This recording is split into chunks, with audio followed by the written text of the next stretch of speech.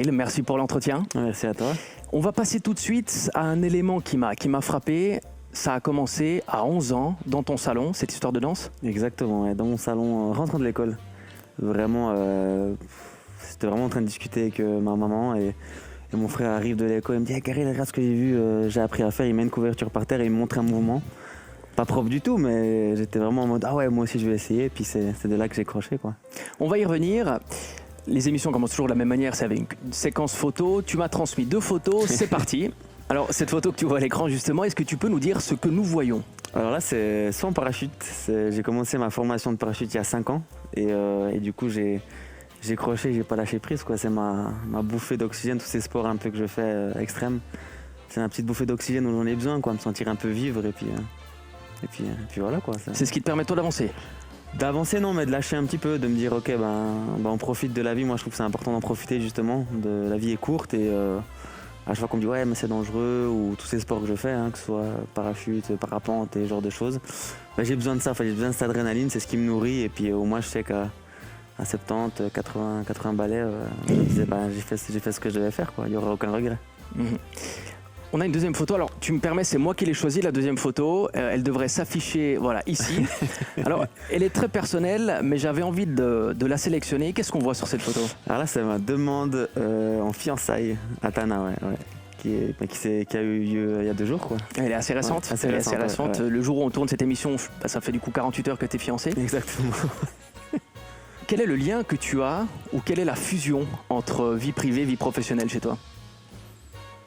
Écoute, l'avantage c'est que elle a su directement s'adapter. Après le milieu dans lequel je suis, c'est déjà des horaires assez spéciaux. C'est finir à 22h30, se coucher à manger à 23h30 et se coucher vers 1h du mat, voire des fois 2h. Donc on est vraiment décalé et elle a su vraiment rentrer dedans. Et c'est aussi une personne qui est très sociable, donc un peu comme moi, qui aime parler aux gens, qui a un bon feeling avec les gens directement et du coup ça matche directement. Ça fait 10 ans qu'on se connaît, qu'on se tourne un petit peu autour et puis voilà, c'était vraiment pour moi une évidence. Et le fait qu'elle vive cette expérience avec moi, d'aussi de nouveau départ aussi pour moi par rapport à l'école, par rapport à plein de choses, ça a fait que ça m'a mis aucun doute, quoi. Tandis qu'il y a quelques années, tu m'aurais demandé, impossible que je pense à ça, quoi. Justement, l'école, on va y revenir. Donc dans mes notes, je me suis inscrit justement à 11 ans, c'est le début. Ouais. Il s'est passé plein de choses dans le monde de la danse professionnelle, scène internationale, plateau TV du genre TF1, etc.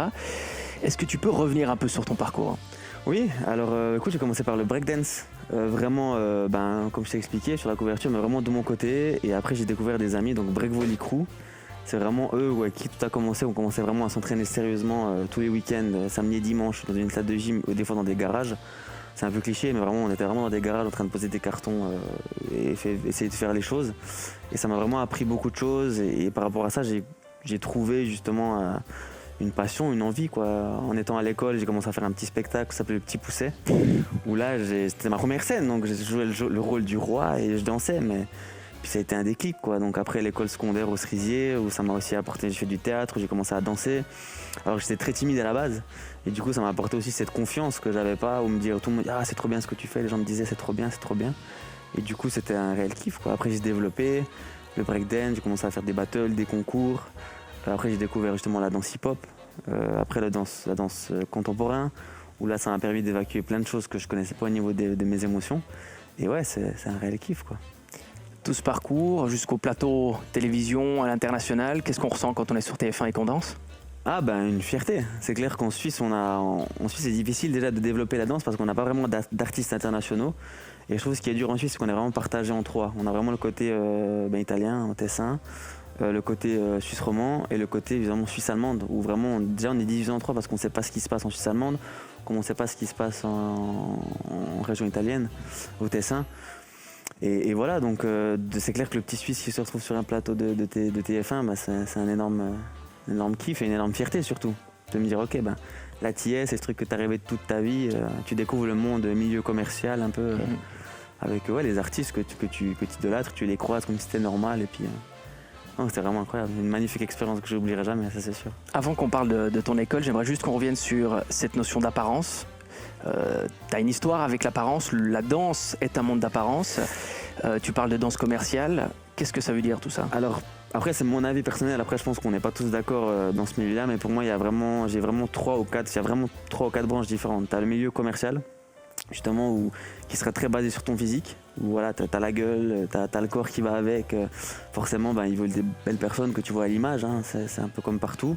Tu dois faire très attention à ce genre de choses. Tu as le milieu, justement, compagnie, où là, je trouve que les milieux compagnie contemporaines, où tu tournes un petit peu, tu montes des spectacles, où là, le danseur est plus mis en avant de son talent.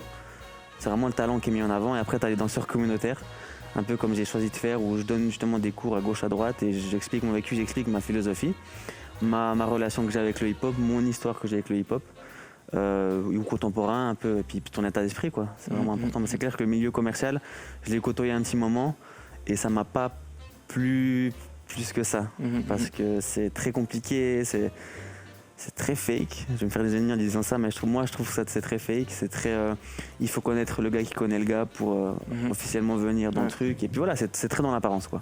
C'est aux auditions. Le deuxième truc qu'on me demandait, c'est ok, si tu veux à la Corée, ok, pour enlever vos t-shirts. T'enlèves tes t-shirts, ok. C'est cool au début parce que tu fais attention, mais tu vois, j'avais 20 ans, 23 ans. Maintenant, c'est quelque chose qui ne m'intéresse plus, quoi. Toujours dans le domaine de l'apparence, donc tu as créé ton école.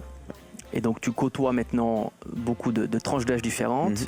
Ce message sur l'apparence auprès des plus jeunes, on sait maintenant qu'il y a TikTok, on sait maintenant qu'il y a des danses dédiées à TikTok juste pour dénicher quelques likes.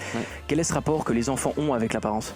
Alors, honnêtement, c'est très compliqué. C'est quelque chose de très compliqué. L'avantage, c'est que j'ai une école avec beaucoup, passé 300 jeunes, hein, donc beaucoup d'élèves, beaucoup de générations différentes, et je vois beaucoup de choses.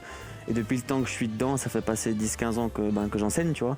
Donc je vois des choses, et après, c'est clair, les réseaux sociaux, c'est une bonne chose pour beaucoup de choses, mais une mauvaise chose pour beaucoup de choses aussi. Donc en l'occurrence, TikTok, voilà, c'est une plateforme qui est dans le partage. Donc dans la danse, par exemple, tu as des challenges, mais c'est clair que TikTok, c'est aussi beaucoup sur l'apparence. C'est en gros le beau gosse bien foutu, qui a fait le clin d'œil au bon moment, mais techniquement qui n'est pas super balèze. Forcément, il y aura beaucoup plus de likes ou beaucoup plus de choses des gens qui vont apprécier qu'à quelqu'un qui a une technique de malade, qui est moins peut-être là au niveau du style, du swag, comme on dit, et du physique. Et puis voilà, ça peut apporter des petits problèmes, comme chez certaines personnes, des petits complexes qui ressortent.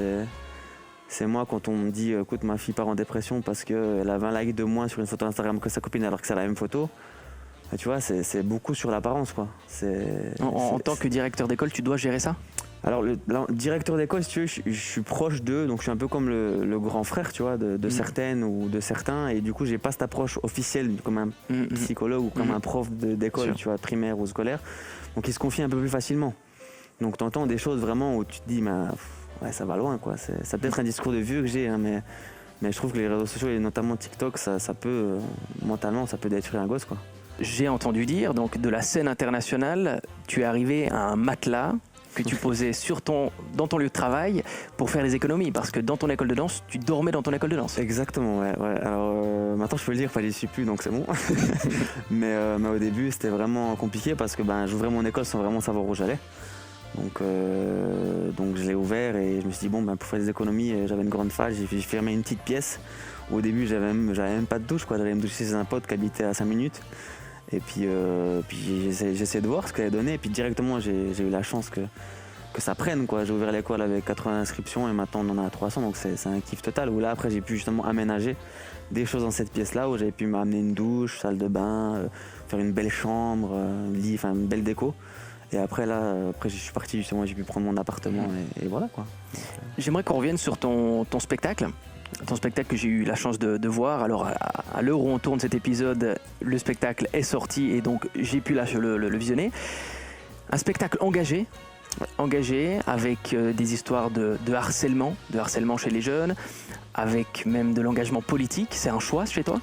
C'est un choix parce que moi je crée beaucoup en fonction de mes émotions. Déjà, je créerais une choré, je choisirais une musique pas parce qu'elle vient de sortir, parce qu'elle m'inspire. Et l'avantage avec la danse, c'est que tu peux extérioriser énormément de choses. Notamment le hip-hop ou même le contemporain. C'est, voilà, si tu as une semaine de merde, tu vas faire une choré, tu vas lâcher cette rage. Et le but, c'est vraiment de lâcher ce genre de choses. Et comme je dis à mes élèves, je me considère pas du tout comme le meilleur. Mais moi, ce qui m'intéresse, c'est quand un élève vient à mon cours et il sort à la fin et je le vois, ah ouais, ça m'a fait du bien. Moi, c'est cadeau. Le but, c'est pas qu'il copie exactement ce que je fais. Il y en a plein qui font ça et tant mieux. Mais vraiment qu'il extériorise quelque chose. Et ouais, c'est un spectacle engagé parce que justement, je je vois beaucoup de choses, j'entends beaucoup de choses.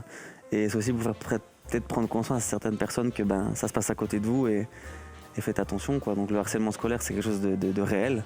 Mais tu vas fort, hein. Tu vas fort. Au début du spectacle, on a ce harcèlement, on le sent, on le vit et on sent que ça peut amener jusqu'au bout. Il est réel, hein.